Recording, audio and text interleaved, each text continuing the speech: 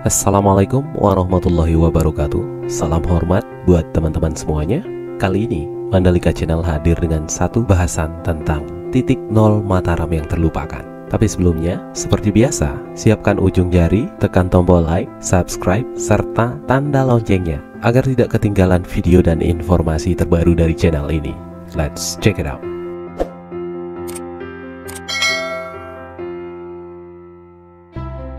Banyak orang bingung saat ditanya titik nol kota Mataram. Sebagian besar tidak mengerti apa itu titik nol, dan separuhnya lagi tidak tahu di mana keberadaan titik nol tersebut.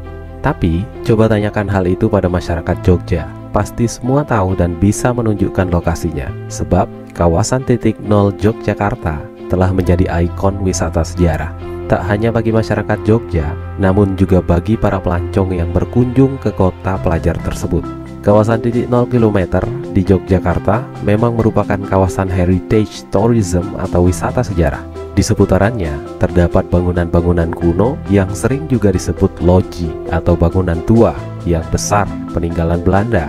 Kawasan titik 0 yang juga merupakan jantung kota Yogyakarta tumbuh menjadi sentra perekonomian yang selalu dipadati wisatawan. Kawasan tersebut hampir tidak pernah sepi dari aktivitas masyarakat, mulai dari pagi, siang, sore, bahkan hingga malam hari. Sepanjang trotoar menjadi tempat nongkrong masyarakat dan wisatawan. Banyak komunitas juga berkumpul untuk mencari inspirasi dan menyalurkan bakat dengan ekspresi di titik nol. Singkatnya, ruang publik bersejarah tersebut menjadi pusat kegiatan masyarakat. Melihat begitu ikoniknya titik 0 km sebagai magnet wisata, Pemda di berbagai daerah pun lantas berusaha mencari-cari, menciptakan titik nol baru dan meresmikannya. Tapi ironisnya, ketika berbagai daerah lain berlomba-lomba mengarang titik nol baru, Mataram yang telah memilikinya justru tidak pernah memperdulikannya. Di Mataram, titik 0 km tersebut telah hadir sejak dahulu kala, sejak zaman Belanda. Namun sama sekali tidak pernah dianggap penting. Peninggalan bersejarah tersebut kita abaikan begitu saja. Tak heran jika kilometer PAL tersebut hanya teronggok kesepian, merana tak terawat. Oleh karena itulah, LHS melakukan inisiatif dan bekerja sama dengan Kodim 1606 Lombok Barat berupaya merawatnya pada hari Sabtu tanggal 5 Juni lalu. Yang luar biasa adalah Dandim 1606 Kolonel Am Gunawan SOS MT langsung terjun ke lapangan ikut memperbaiki dan mengecat kilometer PAL tersebut serta mengundang pihak terkait untuk perawatan dan pemberdayaannya ke depan. Rapat pun digelar secara spontan di halaman Makodim, membicarakan berbagai kemungkinan yang dapat dilakukan ke depan.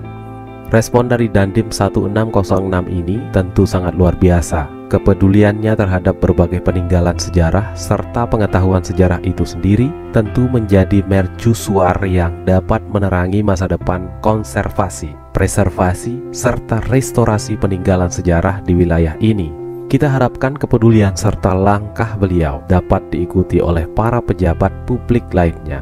Titik 0 km di Indonesia sejatinya memiliki akar yang panjang. Jika dalam bahasa Inggris ada istilah milestone yang berarti penanda jarak 1 mil, maka dalam bahasa Belanda digunakan istilah PAL yang kemudian diserap dalam bahasa Indonesia menjadi PAL. Pada awalnya, PAL juga menggunakan mil sebagai satuan pengukur jarak antar PAL. Dalam Kamus Besar Bahasa Indonesia, kata PAL diartikan sebagai tonggak batu tanda jarak antara satu tonggak dan tonggak yang lain berjarak 1,5 km.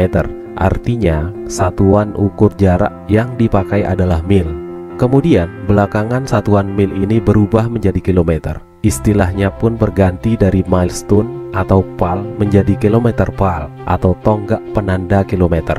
Dan sejak saat itu hingga kini satuan resmi yang digunakan di seluruh Indonesia adalah kilometer dan disingkat km.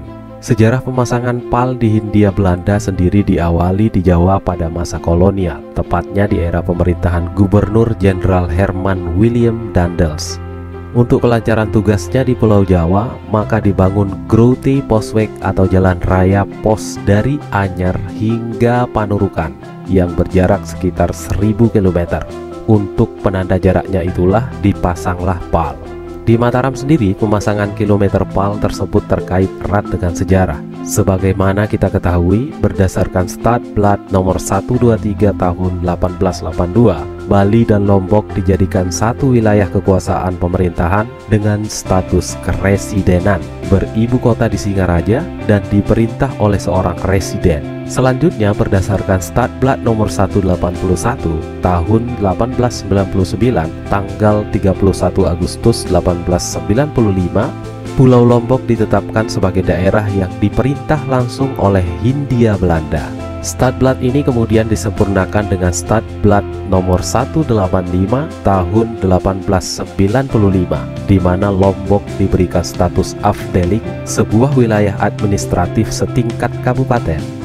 Semula, Afdeling Lombok beribu kota di Ampenan dan kemudian pindah ke Mataram, dikepalai oleh seorang asisten residen.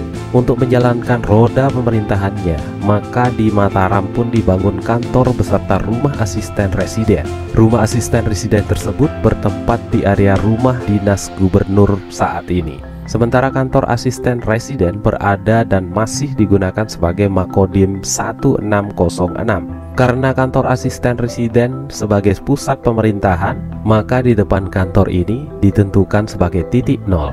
Kilometer PAL yang merupakan architectural heritage ini dibangun oleh Burgerlijk Openbaarwerken atau Departemen Pekerjaan Umum dan masih kokoh berdiri hingga kini. Tak hanya sebagai penanda administratif daerah, PAL tersebut juga menandakan titik awal perencanaan pembangunan kota pada zaman kolonial. Sebagaimana halnya di kota lain, sebut saja Yogyakarta sebagai contoh. Di sekeliling titik nol itu dibangun berbagai landmark.